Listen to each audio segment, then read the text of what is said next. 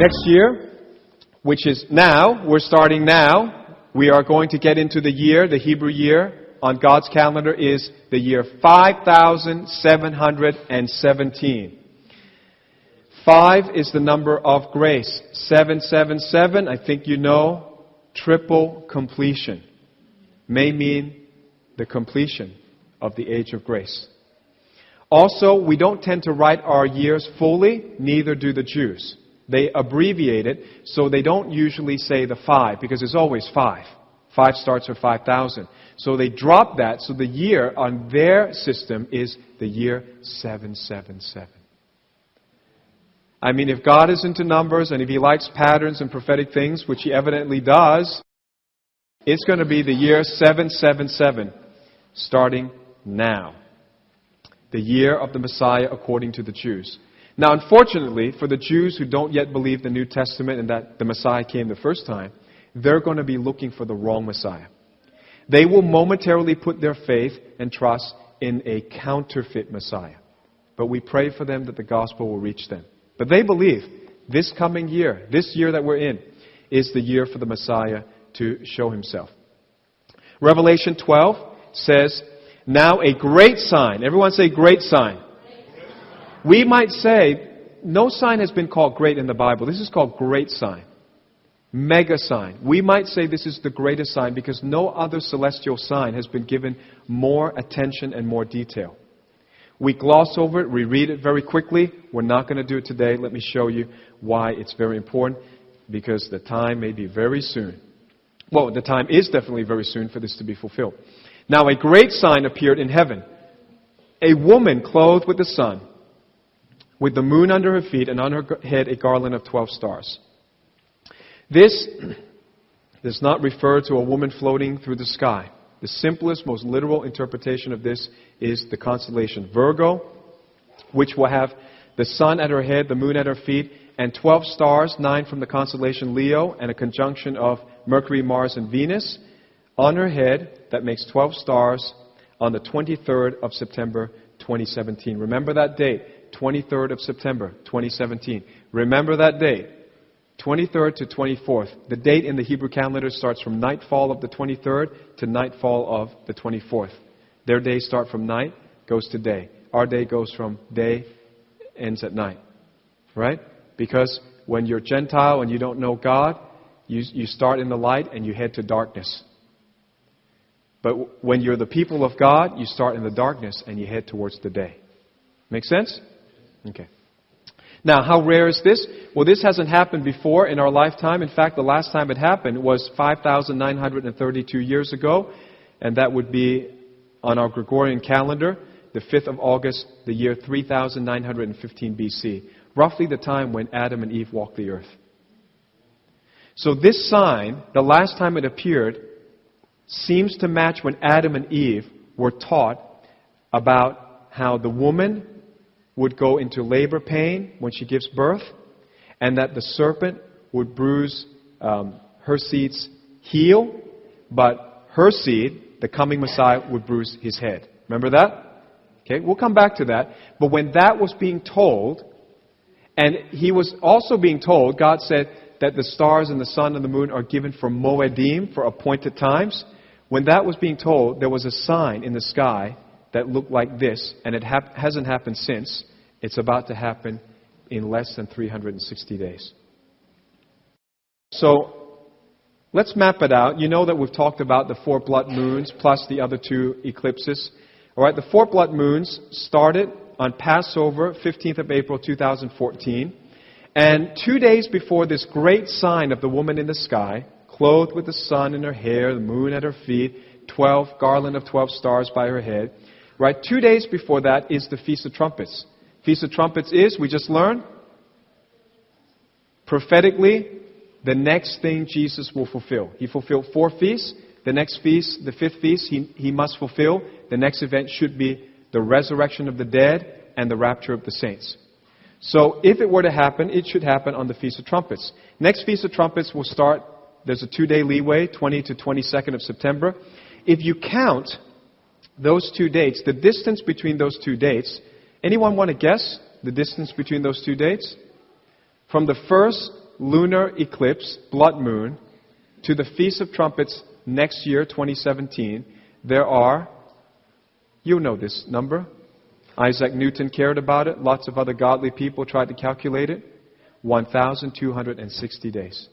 I'm not making this up. You punch it in the calculator. This is written in the skies. If you want a sign, this is not religious. This is not bogus.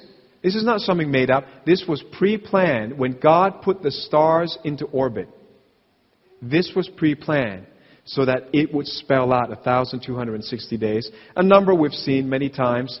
Revelation 12, a woman fled into the wilderness where God had prepared a place to care for her for 1,260 days. And again, I think those would be repetitive. So you say, why does it appear there? Because I think it's the first set. Then there'll be another set. Then there'll be another set. All right? So now, take the distance from the woman in the sky. Now, the woman in the sky, she's got all these signs, plus she's to give birth. Remember that?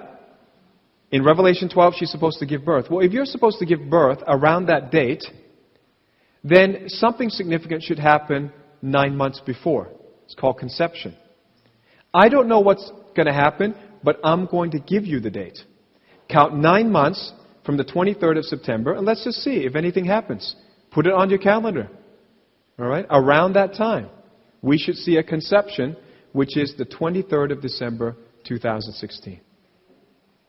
I have a friend who does YouTube. You can go to his channel called The Cutting Edge too, and he puts the date even earlier, and he says the conception is 20th of November, and that's based on him drawing lines on the constellation. I don't know if we can draw lines in the sky like that, but I'm just going to do it very simple. 9 months. 9 months. 23rd of December. Hey guys, are you planning to be here for 50 years? Are you living like you got another 30 years to go? I never predicted when the rapture is going to happen. I'm not a date setter.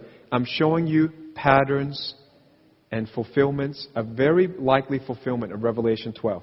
Let's do another one. If you do 8 months from the Feast of Trumpets, which is possibly can start on the 20th of September, 8 months, come on, count it. Where does it go to? 8 for the number of a new beginning? Very uncanny, a very interesting date. All of you should know.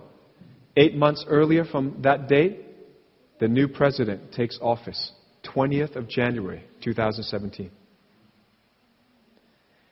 There are just layers upon layers upon layers. Okay? But let's not just look at pictures, okay? I want you to go to the Word with me. Now I'll show you what Jacko Prinsloo, he wrote this in a book called God's Roadmap to the End. And again, he has this YouTube channel. I believe it's called The Cutting Edge. Cutting Edge 2. He calculated this, so I'm just going to say it to you. Okay? So here's the sign of the woman in the sky. Many of us prophecy teachers are all in agreement right now that this is the only thing going on in the sky for 6,000 years that would even fulfill, that could fulfill Revelation 12. Jupiter, which is the largest planet in our solar system, is called the king planet. It is the symbol of the king himself. Jupiter enters into the abdomen or the womb of Virgo, celestially speaking, by diagram we're speaking, okay, because there are no lines in the sky. If we drew these lines, Jupiter enters the womb on 20th of November 2016. Maybe that's conception. Exits from Virgo, okay, so that means if you could draw a line in the sky, leaves the womb on the 9th of September 2017. Could be the birth, okay, could be the rapture of the church, for instance, according to Jacko Prinsloo's model, okay? And the fulfillment of Revelation 12 would occur between the 23rd to the 24th of September 2017. Oh, we got another thing. It just layer upon layer. On that date, there was a comet that will conjoin with the moon. I don't know if we can ever get more of a sign since Adam and Eve. All right? What is this comet about? Well, I was thinking, should I share this? And it was in the news today. Can you imagine? I'm looking at this comet, and it's in the news today, like when you got up this morning. So I thought, okay, I'm going to have to share about this comet. Listen to how weird this comet is. It happens to be a comet that the European Space Agency decided to send a space probe to 12 years ago. I'm not making this up. On the 2nd of March 2004, Europe launched the Rosetta space probe to rendezvous with Comet 67. Hey, when have we seen 67 before? 1967? Prophetic? Jerusalem was captured, 50th anniversary. It is called a Jupiter family comet. I looked that up. It's a Jupiter family comet.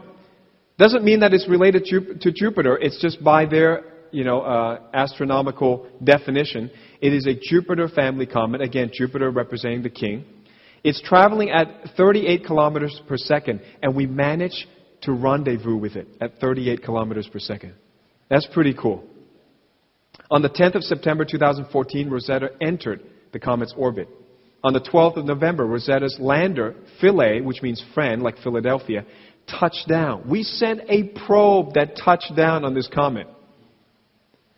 And yesterday, the 30th of September 2016, Rosetta crash landed on the comet, ending its 12-year mission. And I'm preaching about it today. On the 23rd of September next year, this comet that has been singled out by the European Space Agency, that has a peculiar name that rhymes with 1967, will be in conjunction with the moon, passing by the foot of Virgo 50 years. That's one jubilee. 50 years since 1967. What does it mean? I don't know. But this is my friend Lou Vega. He put this up on his website, postscripts.org. I thought, it's in the news. It's another celestial sign. You couldn't get more signs. As long as you live, I don't think there'll be a bigger sign than what's coming up. So, Revelation 12, let's read it, okay? I'll read it for you. We've got a few scriptures to show you, because what we want to do now is to harmonize the scriptures. What does all this mean? Now a great sign appeared in heaven. A woman clothed with the sun, the moon under her feet, and on her head a garland of 12 stars. Then being with child, she cried out in labor and in pain. Remember that? In labor and in pain. So what we want to do is to find out any other woman crying in labor and in pain in the Bible. To give birth. And another sign appeared in heaven. Behold, a great fiery red dragon, having 7 heads and 10 horns, and 7 diadems on his head. This is the part we have ignored.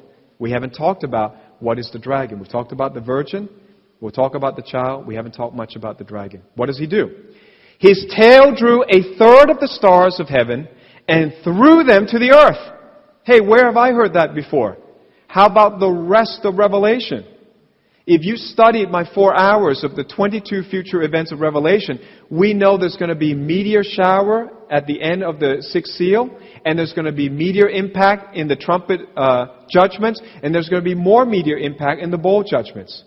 Where are all these meteors coming from? Revelation 12 says, when all these signs are happening, something will pass by and draw 1/3 of the stars and throw them down to the earth. Well, these are not stars like the sun and big stars like that. If you throw the sun into the earth would vanish, because the sun is much larger. These stars falling to the earth can only be meteorites. Because we call meteorites falling stars. Can you see Revelation starting to make sense now? So something comes that we haven't talked about, draws all of these debris into the earth's atmosphere and starts pelting the earth. Totally in line with what the 22 predicted events of Revelation are. Revelation continues. She bore a male child who was to rule all nations with a rod of iron, and her child was caught up to God and His throne. Where have I heard the word caught up before? Rapture. So now we have a sign in the sky. We have something that's going to disturb some debris, some meteorites or asteroids that will help fulfill the rest of Revelation. And around that time, there's somebody that gets caught up. So the question is, who? Who gets caught up? Many theologians debate about this. I want to try to clarify this right now. Then the woman fled into the wilderness, where she has a place prepared to God that they should feed her there 1,260 days. There is both an earthly meaning and a heavenly meaning for these scriptures. Right? Often dual application. We're going to first start with the heavenly meaning since we've been talking about signs in the sky, celestial signs. The woman is a collective entity referring to Israel. Is that correct? Most people believe, correct?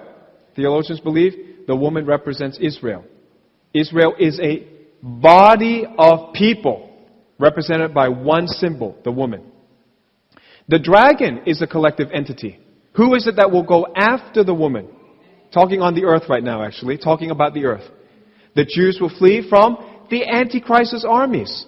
The beast system, the New World Order that will be anti-Semitic, that will go against the Jews, they will come collectively, chase the Jews, and they'll find a safe place in Jordan, in Petra, in the wilderness. Correct? So the woman is collective. The dragon is collective. Now the question is, who's the child? And many people have taught, and I heard my wonderful pastor 20 years ago, had a great pastor who taught end times to us, lived in New York, taught end times to us, but he taught in the light that he knew. I don't call him a false prophet because he didn't get everything right. I believe that everyone is progressing in their knowledge. And as we get closer to the end time, we stand on the shoulders of those who've gone before us. And this is what I really dislike about these keyboard warriors on YouTube and on social media. Because they disrespect those who have revelation. They disrespect anyone who might have gotten anything wrong. And they apply this false label and this false standard of perfectionism on them. I can say that my old pastor did not get everything about end times right. He did not know what this was. He said that the child must be Jesus. But if you harmonize the scriptures and you apply strict Bible interpretation, you've got one collective entity, another collective entity. How could the third thing be an individual? Not only that, the child should be a collective entity, which is the church, and it says the child is caught up. In other words, the church is raptured. How could it be Jesus that was caught up? Because Jesus was never caught up to be protected from the devil pursuing him. Jesus never ran away from the devil. Jesus defeated the devil. And in victory, he ascended to heaven. It's a completely different picture from this picture where Satan spews after the woman and the child that was given birth from the woman. Who? The church came from the Jewish religion. All of the early Christians were Jewish people. All the apostles, all the writers of the New Testament were Jewish. The Jews gave birth to the church. But when the devil comes in the time of wrath, of tribulation, the church was caught up. So this scripture seems to peg the Revelation 12 sign with the rapture of the church. Am I saying it has to be next Feast of Trumpets? Of course not. I'm not a date setter. But I'm saying it would behoove the church now to wake up. If we are called the 10 virgins who are asleep, I am sounding the trumpet. Church, wake up. The bridegroom is coming. If it takes 3.5 years for him to come, if it takes another 7 years, I'm telling you, it's time to live like he's coming very soon. But very likely we have a fulfillment of Revelation 12 next year. The wilderness is Petra, Jordan, lots of other scriptures to harmonize with that. I can't do it right now. We've got lots of other end-time teachings that cover that. Okay, now let's harmonize it with some scriptures. Can we do that? I've saved this for a long time. Let's do it, okay? Genesis chapter 3. Where do we find a woman who was in travail, in labor pain? Go all the way back to the beginning. Genesis chapter 3. I will put enmity between you, the serpent, and the woman, and between your seed and her seed. Who's her seed? The Messiah. Who's your seed, the serpent's seed? The Antichrist, who's also called in Revelation the dragon. He shall bruise your head, and you shall bruise his heel. Interesting. If these are signs in the sky, we've got a lot of description about what's going to happen up above our head. To the woman he said, I will greatly multiply your sorrow and your conception. In pain you shall bring forth children. So let's look at the heavenly meaning now of Revelation 12. The woman, the only woman in the sky is the constellation Virgo. The woman's seed is the king planet Jupiter, the child that enters her womb and exits. And by the way, it never happens before. Jupiter stays in the womb for over 10 months. That's like the longest gestation period allowed. Jupiter would normally just pass right through. But next year, when Jupiter enters, from November this year, Jupiter will go round and round and round and round like a little baby and will not exit the womb of Virgo until this sign is fulfilled. Strange. Strange things. Look up, Jesus said. When all these things happen, He said, look up. Wonder why He said that. Satan's seed is the dragon. And I would say right now it's the unknown object. Nobody knows. We know there's another element to this prophecy, but we're not sure. And many people are calling it Planet X. I think that's a valid conjecture. Because somebody, some other planet came during the time of Jesus' crucifixion and blocked the sun for 3 hours. The moon cannot block the sun for even 8 minutes. 7 minutes and maybe like 30 seconds is max. Another object blocked the sun when Jesus was crucified. So there's a celestial sign at Jesus' birth. There's a celestial sign at Jesus' crucifixion. And we believe there's a celestial sign at the next appointed time, which should be the rapture and the start of the tribulation. And then bruising the head and Him bruising the heel is very interesting, because if you put these things as an interpretation of things going on in astronomy in the sky, that would mean the top side of an unknown object collides with the southern hemisphere of Jupiter, resulting in a stream of debris. Now, when we come up with these theories, we always go to history. History is prophecy. Patterns are prophetic. Well, guess what? It happened already. Did you know that Jupiter was grazed by comet Schumacher? Schumacher. You know what that means? Shoemaker. And what are you supposed to hit? The heel. And the shoemaker hit the heel of the king planet once before. So what happened? Comet Shoemaker-Levy 9 broke apart in July 1992. Its fragments collided with Jupiter on the southern hemisphere between the 16th to the 22nd of July 1994 at a speed of 60 kilometers per second. The prominent scars from the impacts were visible from Earth and persisted for months. This happened before. Remember, patterns are prophetic. History is prophecy. Schumacher might be prophetic of an outline of the king's heel. How amazing is God? All these names, I believe, are prophetic. So what is the sign telling us? Harmonize it with Jeremiah. Let's see what happens when a woman is in labor. Ask now and see whether a man is ever in labor with child.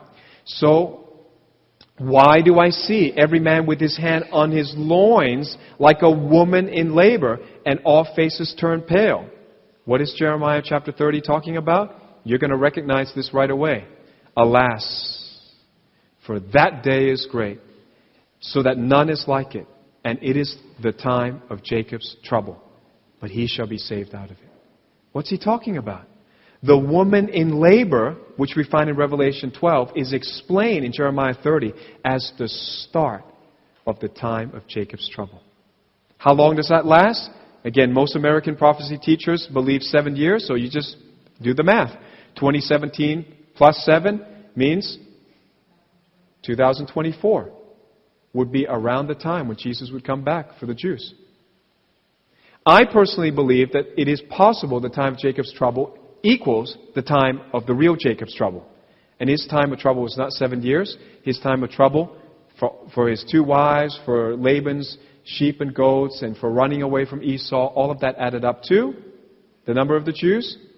22. So 2017 plus 22 would equal 2039. I don't know. I don't know if we can survive that long. Today, our anniversary service. Today, the start of the new year on the Jewish calendar. Today, the internet has been given up by the United States and handed over to the UN. You know why? You know why? Because the United States has one law called the First Amendment, which protects free speech.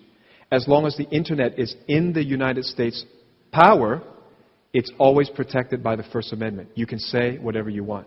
But if you remove it from the legal structure and protection of the First Amendment and give it to the UN, you can begin to censor people who speak opinions the globalists don't agree with. It happened today. How long can we go? Can we go to 2040? I don't know. I think it'd be tough. It'd be tough. I am now more inclined, even though I believe in the 22 years, I believe the 22 years of Jacob's trouble already started. Okay? But another time we can study that. Saved out of it. He will go into the time of Jacob's trouble, Israel will, but he will be saved out of it. What does that mean? The Messiah will bring them salvation out of the tribulation. Jeremiah 30 pegs the Revelation 12 sign to the beginning of Jacob's trouble and then the salvation of the Jews. Another one, Isaiah 21. A distressing vision is declared to me. The treacherous dealer deals treacherously, and plunderers plunder. Go up, O Elam, beseech, O Media, all its sighing I have made to cease. Therefore my loins are filled with pains. Pangs have taken hold of me like the pangs of a woman in labor. I was distressed when I heard it. I was dismayed when I saw it. This is Isaiah 700 years before Jesus came. And he said, when he gave this metaphor of being in labor and in pain, he said, Elam and Media come and attack. Who's that? The woman in labor is interpreted by Isaiah as being associated with the invasion by Elam and Media, which, if you studied my 4,000 years of history, you know is Iran. So the Iranian invasion we covered in World War III series refers to Daniel chapter 8, a war between Iran and the Sunni Muslims, and Ezekiel 38, a war of the united Muslims against one nation, Israel. There are two wars that Iran seems to be involved with. And when the sign of the woman in the sky comes, when the woman is in pain, Isaiah calls, O Elam, O Media, come out and begin your siege. Begin your war. I think this might be the last one. Isaiah 13, verse 8. There's quite a few, but I'm just giving you harmony of scriptures. That's how you understand the Bible. Don't make it up. Let the Bible speak for itself. It will interpret itself. Chapter 13, verse 8 of Isaiah. And they will be afraid. Pangs and sorrows will take hold of them. They will be in pain as a woman in childbirth. They will be amazed at one another. Their faces will be like flames. Behold, the day of the Lord comes, cruel and with both wrath and fierce anger to lay the land desolate. And He will destroy its sinners from it. For the stars of heaven and their constellations will not give their light. The sun will be darkened in its going forth, and the moon will not cause its light to shine. So in this case, the woman that is in labor and the other celestial signs are associated with the day of the Lord. And that's the wrath of God on sinners during the tribulation. So again, what does Revelation 12 tell us? If you harmonize the scriptures, it's looking more and more like it's associated with the beginning of the day of the Lord. That's called the tribulation. All right. So here it is. There's the sign. And here's my last scripture. This is what, in plain English, I believe is happening soon. 1 Corinthians 15. Couldn't be plainer than this. 51. Behold, I tell you a mystery. We shall not all sleep, we shall all be changed. In a moment, in the twinkling of an eye, at the last trump. For the trumpet will sound, and the dead will be raised incorruptible, and we shall be changed. For this corruptible must put on incorruption, and this mortal must put on immortality. So when this corruptible has put on incorruption, this mortal has put on immortality, then shall be brought to pass the saying that is written, death is swallowed up in victory. Therefore, what do? My beloved brethren, be steadfast, immovable. What does immovable mean? Don't shift and change, which is what I see all the time now. People shifting and changing all the time. Be immovable in this time. I have the same job for 16 years. I think very few people can boast that in this generation. I have kept the same job, and I have pastored the same church. For 16 years. What does that mean? Immovable. People have come and gone. People have rejected me, criticized me. Immovable. Why? Because I know the time is near. Immovable. Always abounding in the work of the Lord, knowing that your labor is not in vain in the Lord. Do you know that when I was teaching this, a young person with no theological qualification, no training, doesn't win anyone to the Lord, criticized me. And said, oh, you're too much about ministry, too much about working for God, too much about doing tasks for God. That's not what Christianity is. And I said, God, I want to listen to everybody, even the ones who are not qualified, even the ones who have no fruit. I just wonder maybe if God is speaking to me. And I said, God, you got to show me. He said, open to 1 Corinthians 15. And I read, here's the trumpet sounding, here's the rapture. And I said, so what, God? He said, keep reading. And then he said, always abounding in the work of the Lord. I said, wow, this is tied directly to the resurrection of the dead and the rapture of the church. When are we supposed to work for God? When are we supposed to be crazy about doing things for the church? When else but in the last days? And so let him make fun of you. I will always be abounding in the work of the Lord. I was in 5 cities in 2 weeks. 5 cities. You think that's easy? You think that's fun? Eat all kinds of different food. You're in different weathers. You're on different flights. It's not fun. Always abounding. Why do I do it? Always abounding in the work of the Lord. Why do I do that? Knowing. You've got to know that your labor is not in vain in the Lord. Your labor in the world will be in vain. You'll be burned up one day. But your labor in the Lord. I didn't say you have to become all ministers. You can be working in business. But you share Jesus now. You invite people to church now. You tell the gospel. You pray for their soul now. Especially the ones who hate you. Especially the ones who are giving you lots of trouble. You're not alone. All of us are going through it. The world is crazy right now. The devil is about to unleash his wrath. We're out of here soon. Whenever it happens, doesn't matter. Abound in the work of the Lord, knowing your labor is not in vain in the Lord.